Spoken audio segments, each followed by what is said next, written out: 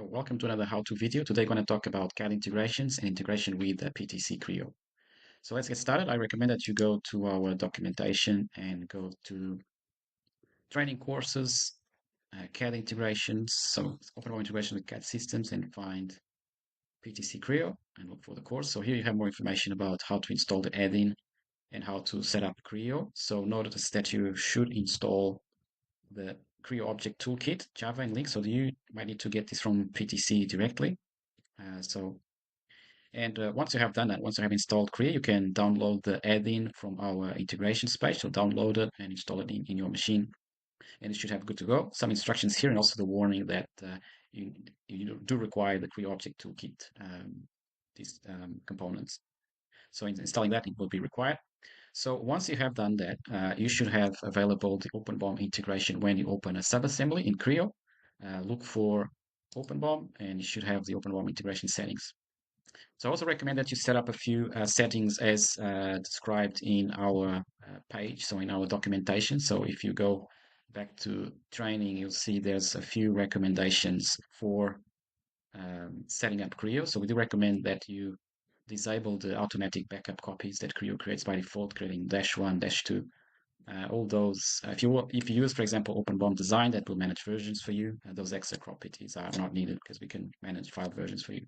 So for that, you just need to add that into your Creo configuration file. So you can go directly into Options, look for where you have your Creo environment. So that's where your config pro file, and you can add this option over here.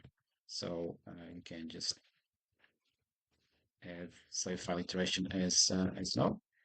You can just do that approach as one of the options. So it as no, and click OK, and then just save that. You can also do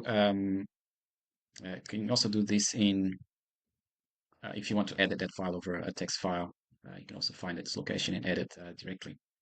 So once you have done that, you can set up also the add-in settings. So you can look into setting up that configuration. So you can see that the default catalog is Creo.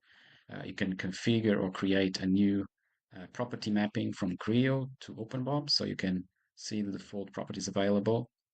Okay, part number will be added by default. You can also experiment in selecting storage and sending steps and Creo drawings as PDFs. So you can also experiment with setting those functions. So once you have completed these steps, you can just generate a bill of material, and the data will be extracted from Creo to create a project structure. We will be creating thumbnails. We'll be creating all that information directly from Creo. You do have another tree for OpenBOM there on the side panels that show the OpenBOM generated structure, so you can maximize this view and manage that information directly from here. You can also open this on a full web browser, just opening, looking at the result directly. So we have step files generator, we have thumbnails, and we have your bill of material extracted. So it will be very easy for you to share this information with others by just exporting this into a zip file, or sharing that information directly.